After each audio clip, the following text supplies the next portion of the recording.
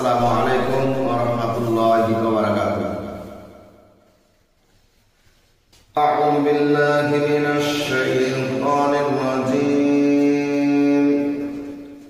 Bismillahirrahmanirrahim.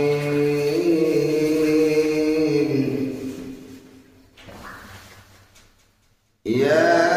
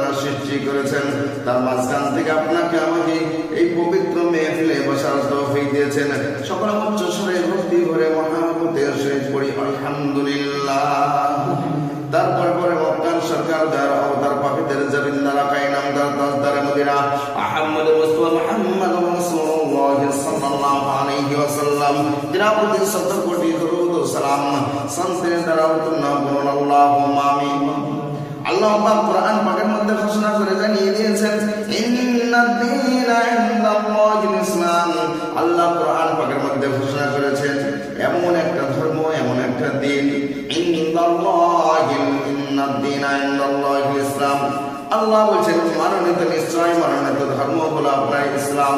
তাই আল্লাহ পাক 4 পারা 10 রুকুতে আপনার জানিয়ে দিয়েছেন ইন্নাল্লাহা ওয়া মালাইকাতুহু ফি খালকিস সামাওয়াতি ওয়াল আরদ ওয়া ইখতিলাফিল লাইলি ওয়ান নাহারি লাআয়াতিন লিউলিল আলবাব আল্লাযীনা ইয়াযকুরুনা আল্লাহা কিয়ামান ওয়া qu'udan ওয়া আলা জুনুবিহিম ওয়া ইয়াতাফাক্কারুনা ফি খালকিস সামাওয়াতি ওয়াল আরদ।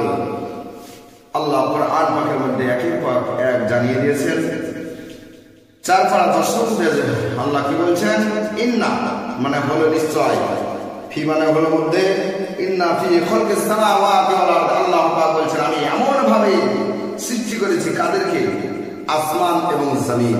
সেই আসমান আর জমিনকে সৃষ্টি করেছেন আল্লাহ পাক বলছেন সুন্দরভাবে 7 এবং আসমান 7 এবং জমিন আমি সৃষ্টি করেছি। সেই জমিনকে আমার বান্দা বান্দীদের বসবাস করার জন্য আমি বিছানা স্বরূপ বিছিয়ে দিয়েছি। তাই আল্লাহ পাক কোরআন পাকের মধ্যে আরো ঘোষণা করে বলছেন ওয়াক্তিলাফিল লাইলি ওয়ান নাহারি লাআয়াতিন লিউলিল আলবাব। আল্লাহ আরো বলছেন হে আমার বিশ্ববাসী তোমরা শ্রবণ করে নাও। আল্লাহ কোরআন পাকের মধ্যে ঘোষণা করে জানিয়ে দিলেন শুধু আসমান জমিন হলে চলবে না, তাহলে কি লাগে, এমনকি আপনার দিন রাত্রি শুরু হয়েছে। আল্লাহ পাক বলছেন দিন রাত্রি তোমাদের জন্য আমি সৃষ্টি করলাম। ইন্না ফি খালকিস সামাওয়াতি ওয়াল আরদ ওয়া ইখতিলাফিল লাইলি ওয়ান নাহারি লাআয়াতিন লিউলিল আলবাব। আল্লাহ বলছেন দিন শেষ হয়ে গেল, রাত্রি শুরু হয়ে গেল। আল্লাহ বলছেন হে আমার বিশ্ববাসী 12 ঘন্টা দিন আর 12 ঘন্টা রাত্রি। শুধু তাই নাই, আল্লাহ বলছেন লা ইলাহা ইল্লাল্লাহ মুহাম্মাদুর রাসূলুল্লাহ সাল্লাল্লাহু আলাইহি ওয়াসাল্লাম। আল্লাহ কোরআন পাকের মধ্যে ঘোষণা করে জানিয়ে দিলেন হে বিশ্ববাসী শুধু দিন নয় রাত্রি নয়, দিনের সঙ্গে কালেমা আপনার লিপিবদ্ধ রয়েছে আর রাত্রির সঙ্গে কালেমা লিপিবদ্ধ হয়ে রয়েছে। যেমন লা ইলাহা ইল্লাল্লাহ তে হলো দিন আর মুহাম্মাদুর রাসূলুল্লাহ তে হলো রাত্রি। আল্লাহ কোরআন পাকের মধ্যে একের পর এক জানিয়ে দিয়েছেন 12 ঘন্টা হলো রাত্রি, 12 ঘন্টা হলো দিন। আল্লাহ বলেছেন দিন শেষ হয়ে গেল, রাত্রি শুরু হয়ে গেল। ওয়াক্তিলাফিল লাইলি ওয়ান নাহারি লাআয়াতিন লিউলিল আলবাব। আল্লাহ বলেছেন যে দিন শেষ হয়ে গেল, রাত্রি শুরু হয়ে গেল, রাত্রির সঙ্গে দিনের কোনো আমি মিল রাখি নাই, ভেদাভেদ রেখে দিয়েছি। আল্লাহ বলছেন পার্থক্য রেখেছি, দিন রাত্রি আপনার পার্থক্য রেখেছি।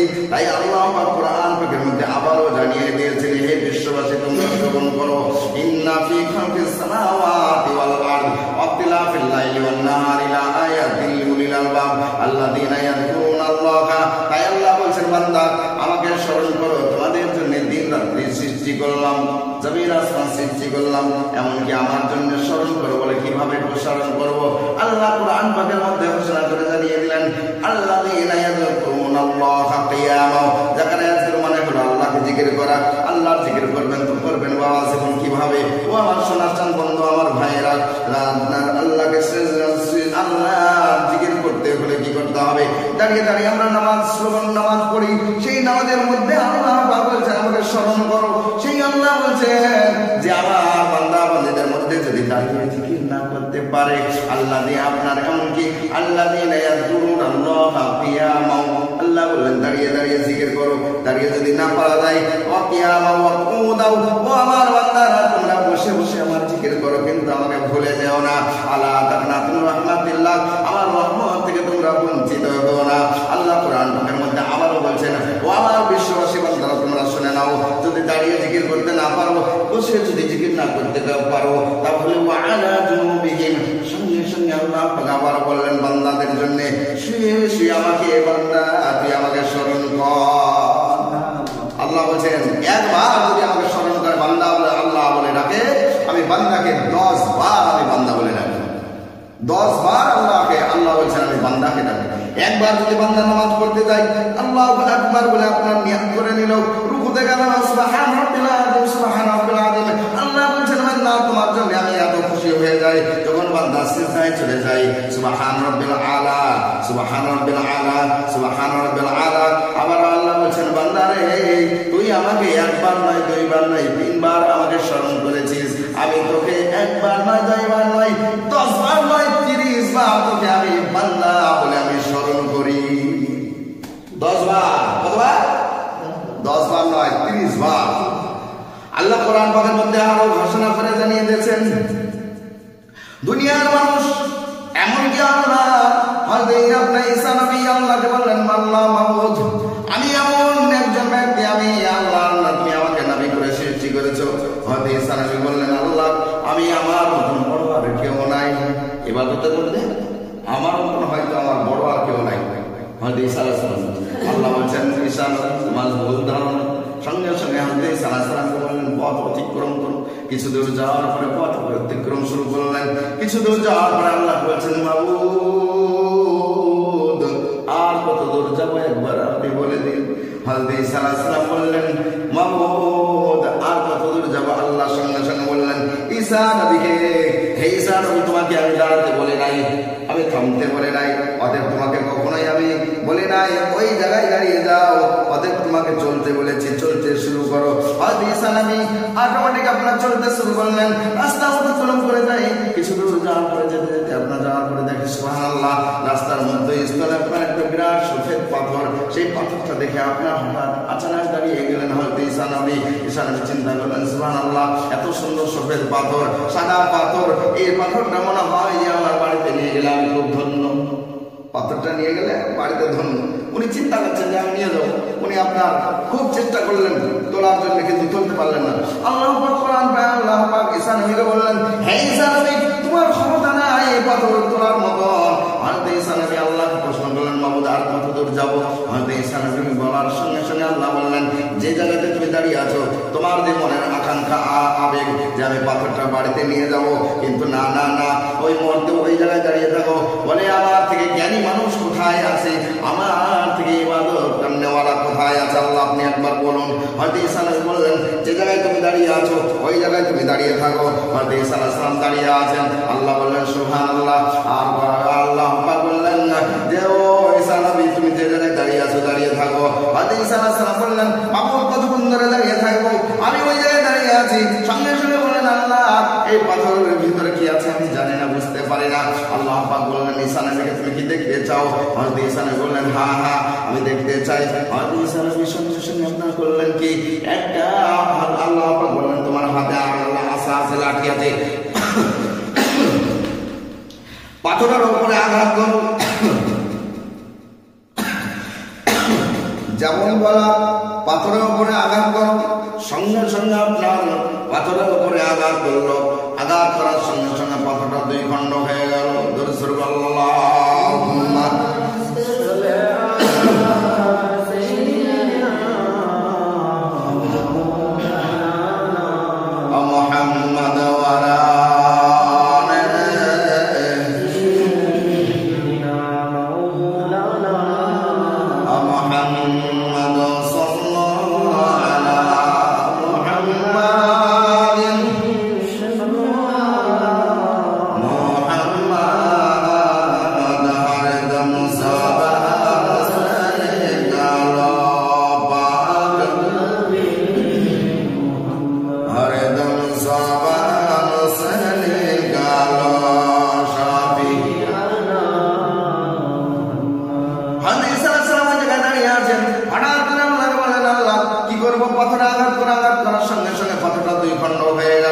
দেখছেন সুবহানাল্লাহ, পাথরটা দুই খণ্ড হওয়া ছাড়া আর অন্তরে আপনার পাথরের ভেতরে একটা মুরব্বী মানুষ আল্লাহ আর উনি আপনার বসে বসে তসবিহ গিনছে, আল্লাহর ইবাদত করছে। উনি আশ্চর্য হয়ে গেলেন, সুবহানাল্লাহ, আমি আল্লাহর জমিনে বসবাস করে সাতরক জমিনের উপরে আর সাতরক আসমানের নিচে আমি আল্লাহর ইবাদত করি, কিন্তু এত বড় আমি হতে পারি না। আল্লাহর কাছে সঙ্গে সঙ্গে ভুল স্বীকার করে, মাবুদ আমার ভুল হয়ে গেছে, এত বড় আমি অন্যায় করেছি কথাটা বলে সঙ্গে সঙ্গে আল্লাহ পাক বললেন, হে ঈসা নবী, তোমার যা প্রশ্ন করার ওই মানুষটাকে প্রশ্ন করো, আমার বান্দাকে। হযরত ঈসা আলাইহিস সালাম আপনার প্রশ্ন করতে শুরু করলেন, হে আল্লাহর বান্দা, আপনি বলেন এই পাথরের মিসকিন পাথরের ভিতরে কতদিন পর্যন্ত আল্লাহর ইবাদত করেন? বলে উঠল সঙ্গে সঙ্গে ওই আপনার মুরব্বী আল্লাহর বান্দা বলতে শুরু করেছে, হে ঈসা নবী, আমি একদিন নয়, দুই দিন নয়, এক সপ্তাহ নয়, এক মাস নয়, 100 বছর নয়, আমি কমসে কম আমার 400 বছরের অধিক আমি মিসকিন পাথরের ভিতরে ইবাদত করছি। সুবহানাল্লাহ। সঙ্গে সঙ্গে হযরত ঈসা আলাইহিস সালাম বলতে শুরু করলেন, বলে আপনি মিসকিন পাথরের ভিতরে আল্লাহর ইবাদত করেন, খাবার কোথায় পান? বলে আমি একবার অনেক আকাঙ্ক্ষা জানিয়ে আমি অমুক ফল খাবো, অমুক জিনিস খাবো, সঙ্গে সঙ্গে আমার সম্মুখে এসে হাজির হয়ে যায়।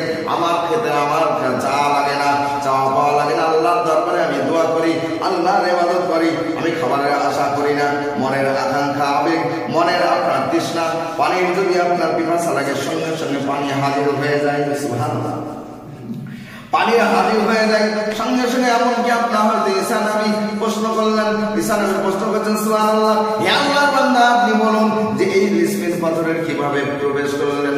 উনি বললেন, আমি জানি না, তবে একটু শুনেছি যে আমার মায়ের পেটে যখন আমি ছিলাম সেই দিন আমার মা আমার জন্য দোয়া করেছিলেন। যেদিন আমি জন্মগ্রহণ করলাম, জন্মের পরে আমার মা বলেন আমাকে দোয়া করেছিলেন, আল্লাহ মাবুদ, আমার এই সন্তানকে আপনি কোথায় ইবাদত করিয়ে নেবেন আমি জানি না।